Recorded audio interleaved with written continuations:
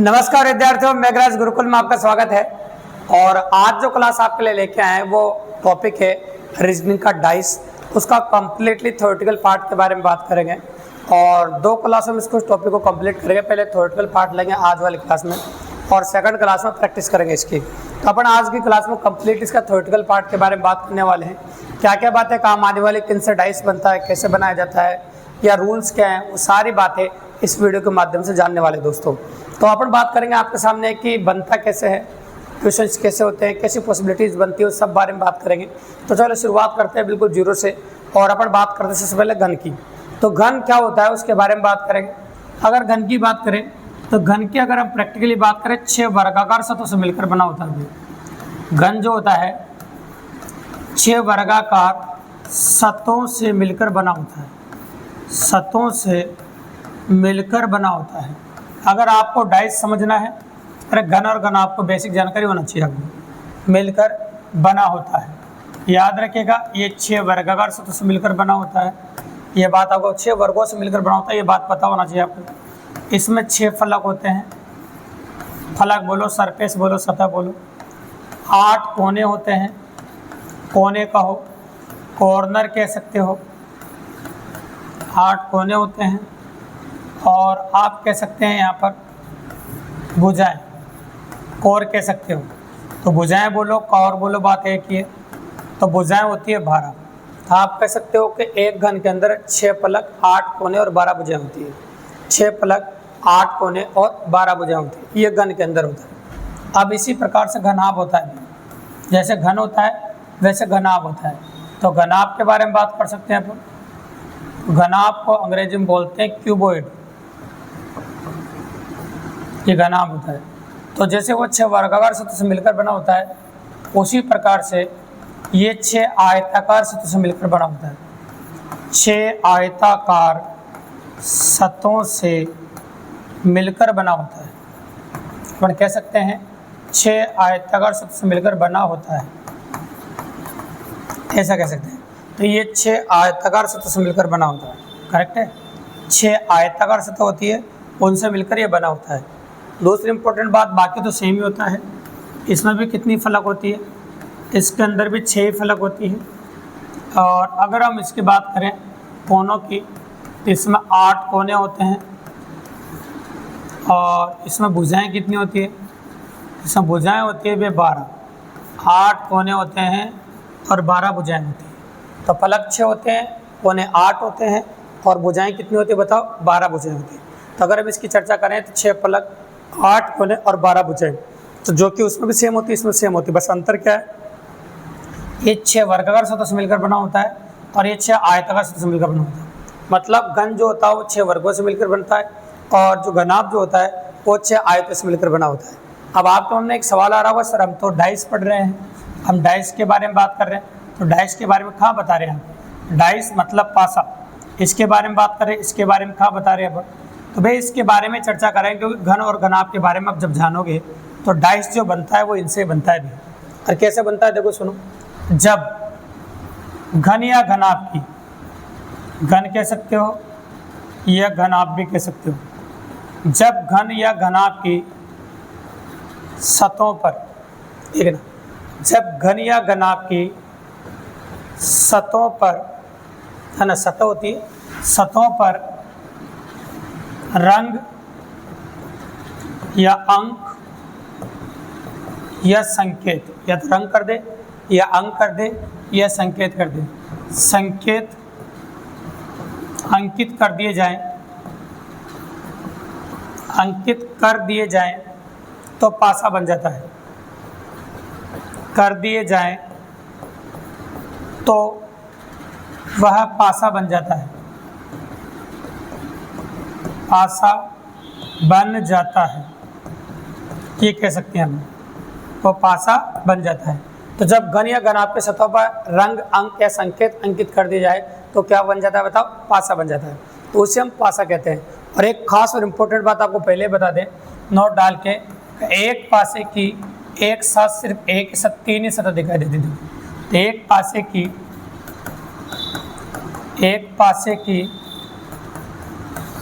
एक साथ एक पासे की एक साथ सिर्फ 3 ही सतह दिखाई देती है। याद रखना, एक पासे की एक साथ सिर्फ 3 ही सतह दिखाई देती है। अब आप सोच रहे हैं बाकी 3 कहाँ जाती है, तो 3 पीछे छुप जाती है भी। तो जब भी कभी पासा बनाएंगे अपन तो इस प्रकार से डिनोट करना पड़ेगा अपन को पासा। देखिए आप, ऐसा होता है सबसे पुराने ज़माने का पासा, ये 3 सतह दिखाई देती है इस प्रकार से। बीच वाली लाइन उसको बड़ा रखना और दोनों साइड की लाइनें वो बराबर रखना और इससे थोड़ी छोटी रखना, तो पासा काफ़ी आसानी से बन जाता है। देखो ये बन गया, देखो एकदम क्लियर इस प्रकार से। और भी बनाएंगे अपन, क्योंकि 4 तरह के पासा बताएंगे आपको। 4 तरह के पासा होते हैं, चारों तरह के पासे के बारे में बात करें। पहले चौकड़ी बनाए, बीच वाली लाइन को बड़ा रखो, इन दोनों लाइनों को छोटा रखो। ये हो गया आपका पासा। और बनाएंगे, 4 तरह के पासा होते हैं पुराने समय से लेकर अभी तक के, तो इस चैप्टर में हम पढ़ेंगे और जिनके बारे में जानेंगे भी सही। ये देखो तीसरा हो गया। एक और बना देता हूँ मैं।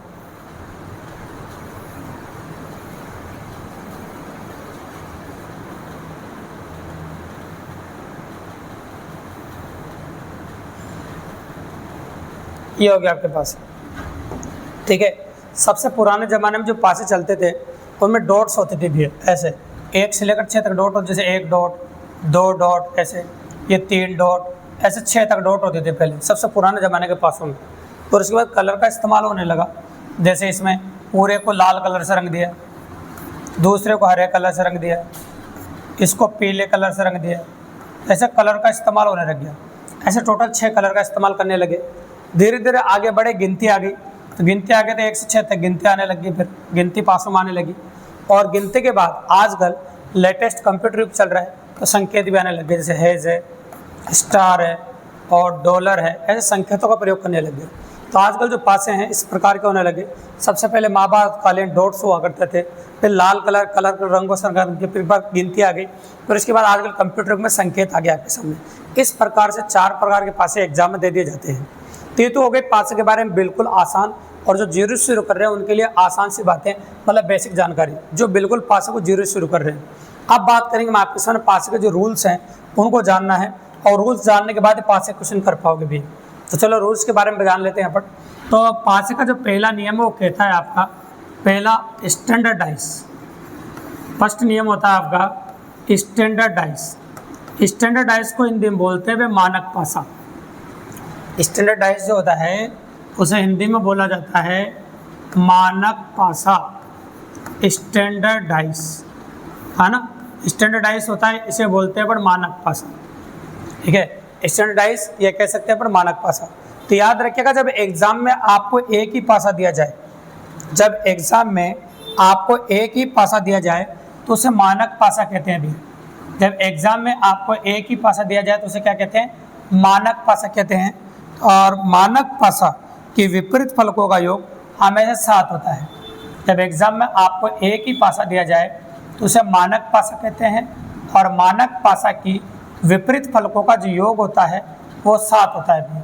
एक बात अच्छे सुन लेना, एक पासे की लाइफ और एक विद्यार्थी जो कॉम्पिटिटिव एग्जाम की तैयारी कर रहा, उन दोनों की जो स्टोरी वो एक जैसी होती है भी, है ना। विपरीत फलकों का में से 7 होता है, जैसे 1, 2 और 3 लिख दिया मैंने, ठीक है। तो 1 का विपरीत फलक क्या होगा आप बता सकते हैं, क्योंकि योग 7 होना चाहिए।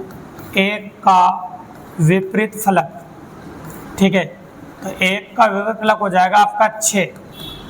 1 का कितना हो जाएगा 6, और 2 का विपरीत फलक जो होगा आपका वो होगा आपका 5, और 3 का जो विपरीत फलक होगा आपका वो हो जाएगा आपका 4। इस प्रकार से आप विपरीत फलक निकाल सकते हैं। तो जब एग्जाम में आपको एक ही पासा दिया जाए तो उसे मानक पासा कहते हैं, और मानक पासा की विपरीत फलकों का योग हमेशा 7 होता है। ये बात याद रखेगा।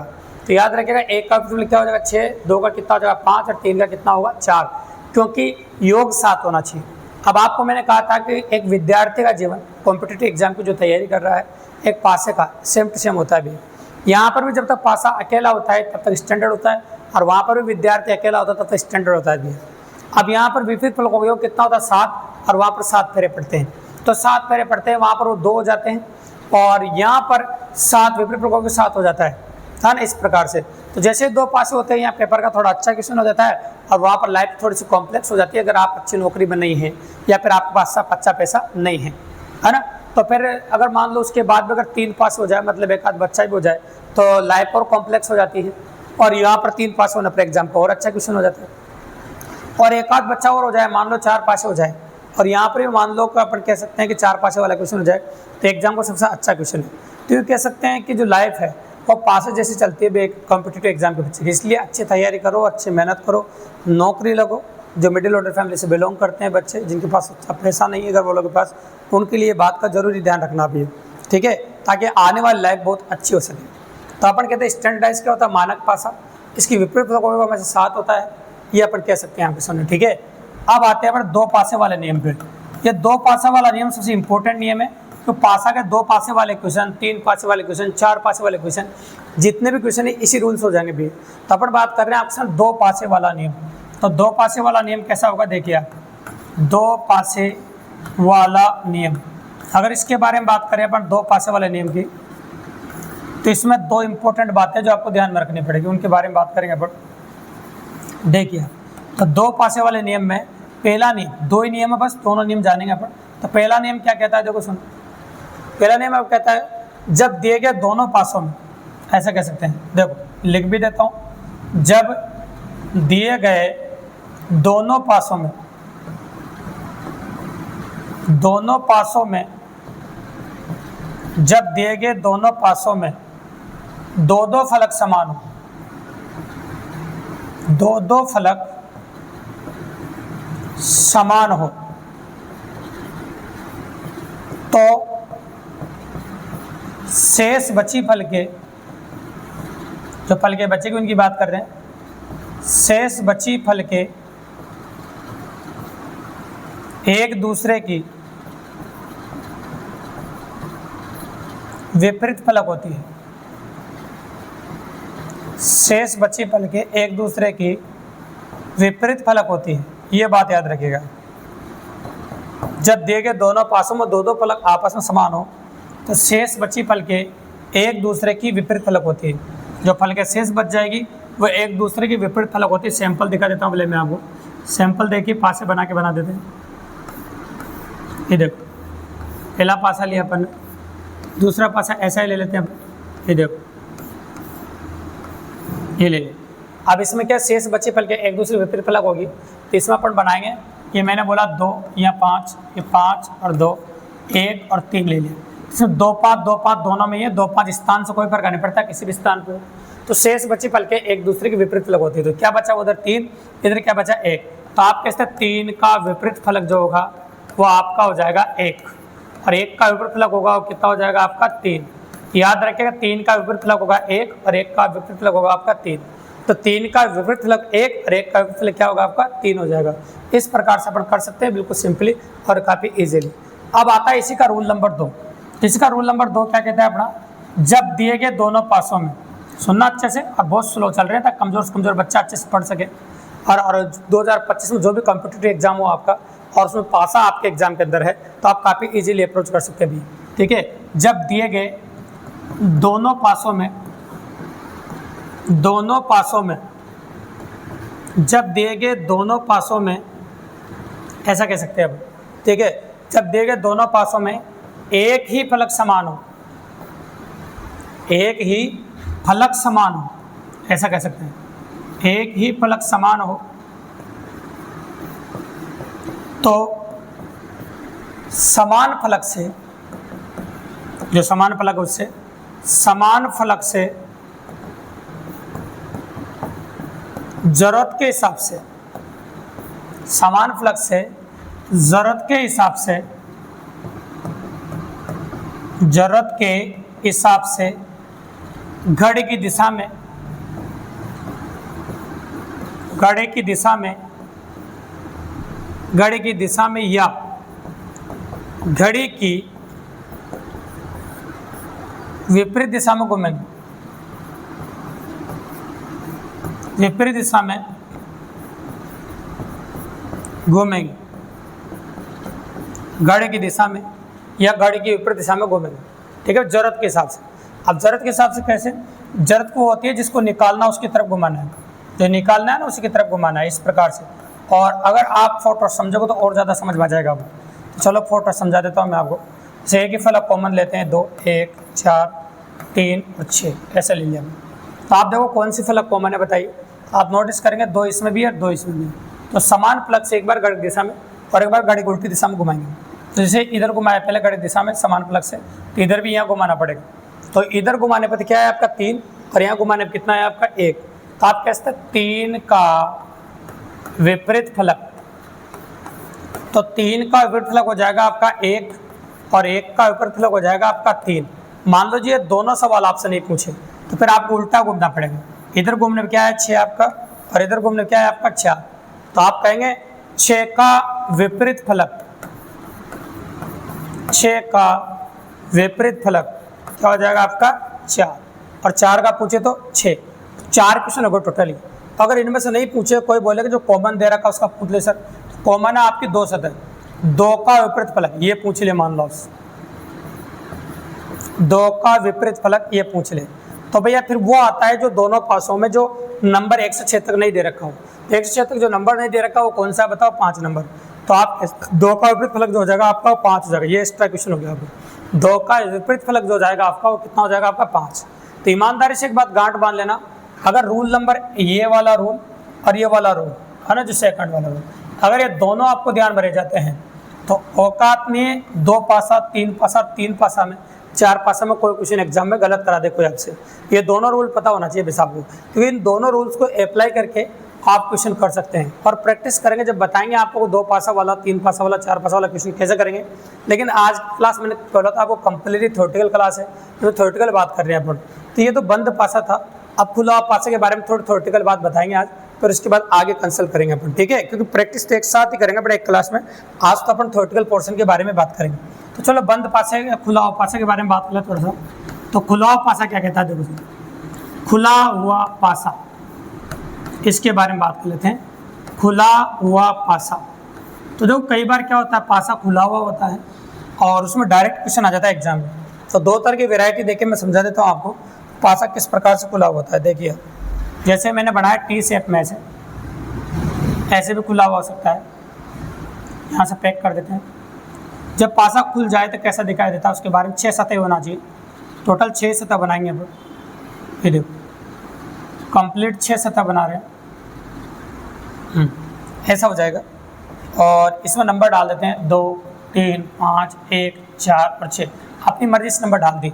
देखो जब इसको लपेटेंगे तो कौन सा सतह इसके विपरीत आएगा, ऐसे एग्जाम में पूछता है। ऐसे लपेटेंगे, देखो यूँ लपेट के यूँ लगा देंगे और यूँ डिब्बा ऐसे लगा देंगे तो वापस पासा बन जाएगा। तो 6 के विपरीत फलक जाएगी आपकी, वो कौन सी आएगी बताओ, 1 आएगी। और 4 के कितनी आएगी, 3, 3 का आएगी 4, एक दूसरे के ऊपर आएगी। और आउटसाइड जो निकल रहे 2 का 5 आएगा और 5 का क्या आएगा 2। तो एग्जाम में टोटल 6 सवाल बनते हैं इसमें से।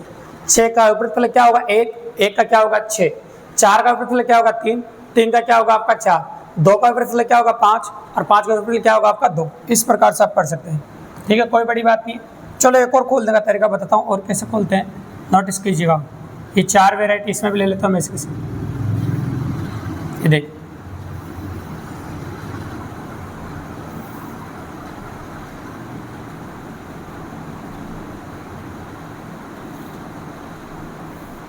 ये देखिए थोड़ा सा कम ज़्यादा हो सकता है।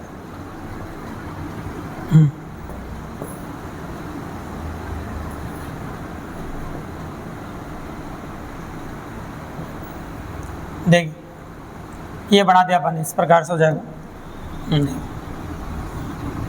तो इसमें टोटल 6 फलक है, इसको भी अपन क्या करेंगे,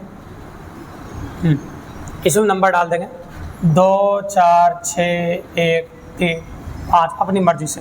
जब इसको बंद करेंगे तो कैसा होगा उसके बारे में बात करते हैं। देखें तो 2 का तो 6 आएगा और 6 का क्या आएगा 2, 4 का 1 आएगा और 1 का क्या आएगा 4, और 3 का विपरीत फलक 5 आएगा और 5 का क्या आएगा आपका 3।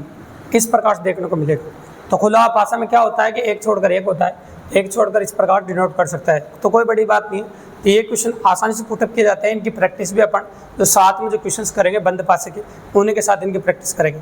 तो आज तो अपन ने कहा था जितनी बेसिक बातें हैं, जितनी इंपॉर्टेंट बातें हैं, लेकिन एक बात याद रखिएगा कि ये वाली क्लास अगर आपने अच्छे से नहीं देखी है तो जो नेक्स्ट क्लास प्रैक्टिस वाली क्लास रहेगी डाइस की, वो आप अच्छे से नहीं कर पाओगे भैया।